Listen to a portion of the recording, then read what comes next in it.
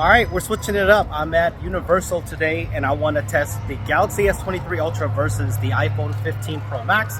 And to start it out, we're going to do video only because I feel like video, we need a whole separate comparison on that alone. So let's see if the iPhone 15 Pro Max kind of remains the king of video or has Samsung caught up. Let's do this. Let's start with the 4K daytime video at my favorite area in Universal, Diagon Alley. Make sure you watch this on a larger screen so you can see the differences in HDR and processing better, and some differences in the sky replication. It's a little more saturated on the iPhone in this scenario. When we switch to the 2x for the first zoom option, yes, Samsung has this option in the camera assistant. You can clearly see the iPhone does have better clarity and detail. Look at the signs here. Here's the 3x on the S23 Ultra and then the new 5x lens on the iPhone 15 Pro Max, and it looks really crisp, but the S23 Ultra has a 10x optical, which is still amazing to have in your pocket when it comes to video, and they both look really great. Let's do a full range zoom test, even including digital zoom ranges to match. I think most people will find these too similar to really be able to tell a difference without nitpicking, and I think that's a great thing because no matter what you choose during the daytime, it's a go. But if you want to inspect further, you'll notice that the iPhone is capturing more detail in 4K. You can especially see it on the trees back here and also on the rocks. A lot more texture is being picked up. But what's super weird is when you go into 2x crop zoom, all of a sudden the S23 Ultra becomes way sharper, so not sure what's happening here. That doesn't make sense. Here's the 5x zoom on the iPhone and the 5x digital on the S23 Ultra. As expected, the iPhone is sharper because it's optical. Take a look at the wood on the dock here. Now, what I was blown away by is the 10x digital zoom on the iPhone 15 Pro Max versus the 10x optical zoom on the S23 Ultra.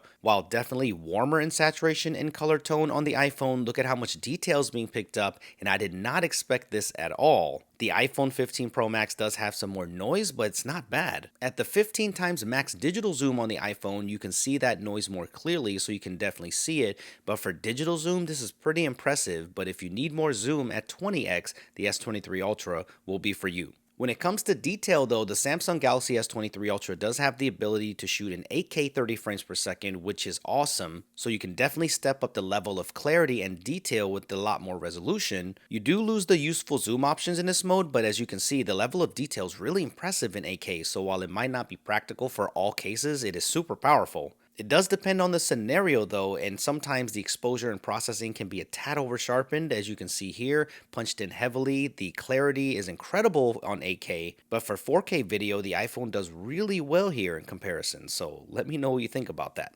Here's an example of walking stabilization, and you can see the slight differences in the way that they handle shadow detail and with auto exposure as the lighting changes. They are both picking up some natural movement while walking, and I always do my tests handheld, so there are some slight variances, but they both do a great job in my opinion. Very similar.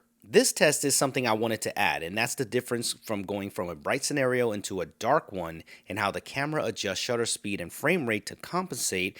And off the bat, the iPhone does a little bit better in adjusting, but clearly you can see both of them adjusting to get the video right. And like it or not, the reflections and green orbs are still present in the iPhone footage while not there on the S23 Ultra, but they are both struggling with keeping up with video smoothness, which is understandable because it's really dark in here and it doesn't come across well in the video, but the iPhone is doing a little bit better. Check out the artifacting here on the Samsung while adjusting, so some tuning is definitely needed, but Samsung's low light video has gotten much better, and I will definitely show you more examples later on, but let me know if you like this portion of the video test and if I should keep including it.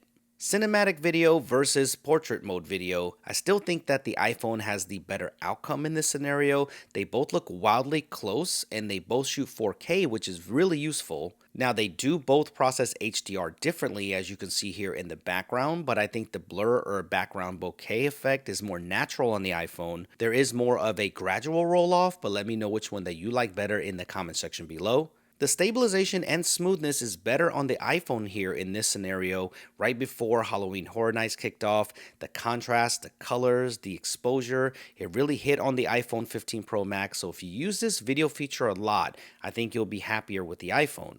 When it comes to autofocus on this mode, they both prioritize the face. I remember when Samsung would switch to the hand for focus, but they're both doing a really great job with the cutout and edge detection. A few additional things that I want to touch on before moving on to nighttime video. Here is the ultra wide video, just in case you wanted to see that. I always find this to be the smoothest lens, and again, the Harry Potter portions of Universal are so well done. In this case, the extra saturation of the S23 Ultra gives this video a little pop and accentuate the sunset better, but that'll definitely be personal preference. When it comes to lens coding, you already saw the green dots earlier on the iPhone. They both have chromatic flares as expected when going directly in the sunlight. This is just for test purposes only, and you probably shouldn't take video directly towards the sun, but dynamic range varies in this situation. The Samsung does a little bit better. This is probably more to do with exposure really on the sun, but I prefer the S23 Ultra here. But the harsh lighting on my kids' faces, the iPhone definitely does a better job without clipping.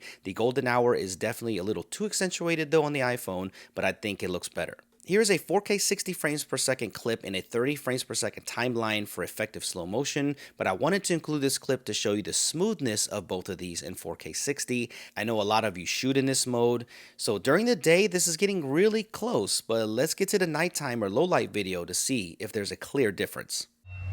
All right, so Universal was crazy busy.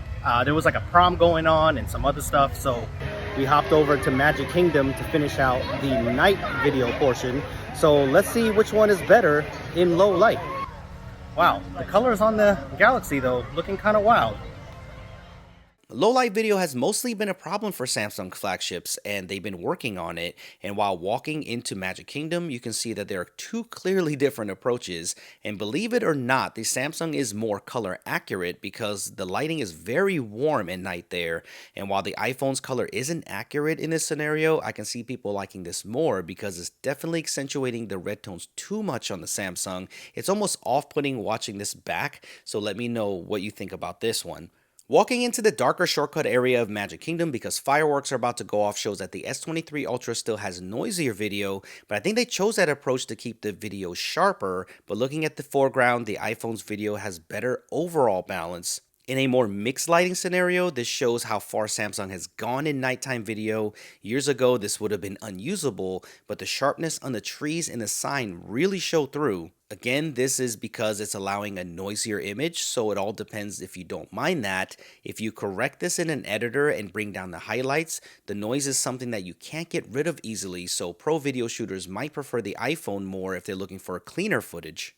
You do have 8K video capabilities again on the S23 Ultra, so here's what it looks like against the iPhone's 4K footage, and this definitely helps with the clarity, but the difference is harder to tell at night because of just how detailed the iPhone 15 Pro Max's video is at night. That was moving video, so I thought I would test it standing still, and interestingly, when you zoom into the video, you can almost say that the iPhone's video is clearer in 4K, which is just mind-boggling to me. I honestly triple checked to make sure that I didn't mix them up. If you want to see a full zoom test, I got you covered. Again, it depends on the scenario, but the S23 Ultra does a fantastic job against the iPhone here. The extra saturation and sharpness in this case really again works in its favor to make this video pop. There is a 2x crop option for both of them, not much difference here as you would expect. And then we will go into the 5x zoom on the iPhone and 3x on the S23 Ultra, but what I did is I put the S23 Ultra to 5x digital to match, and as expected, it is softer for sure. That's exactly what happens with digital zoom. This is just a test. Of course, the same treatment with the iPhone, 10x digital zoom against the Samsung's 10x optical zoom,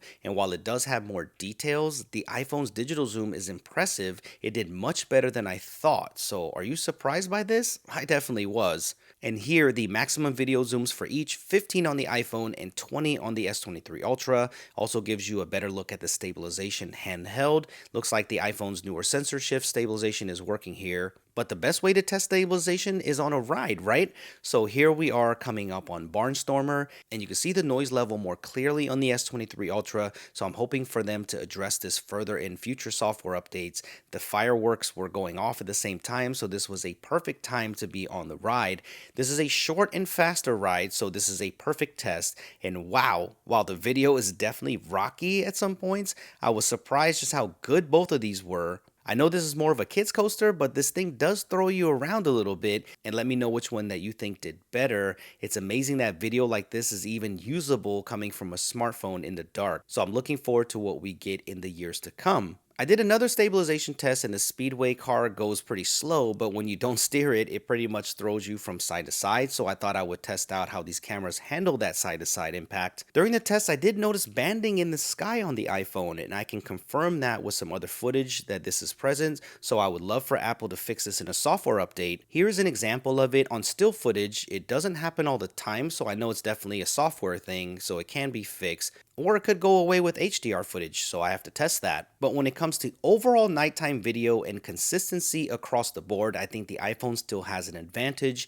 The smoothness because of the compensation and shutter speed is definitely noticeable on both of these cameras, but the iPhone is noticeably better in this scenario. During the finale, where the bright lights are being exposed for properly, some might even prefer the S23 Ultra's take, and I would not blame you with the contrastier background. So fireworks capture can definitely happen on the S23 Ultra, but it's the in between the fireworks that makes a decision for me in this scenario. The noise is just so bad in these super dark conditions, and that's what I hope to see improved on the next Galaxy lineup. But regardless, we are closer now than ever when it comes to video. I personally still prefer the iPhone for overall video. It's just sad that they couldn't get rid of those green dots. Yes, another year with those green dots. So let me know which one you thought took it in the comment section below. If you want to pick any of these phones up, I will leave some links in the description for the best pricing.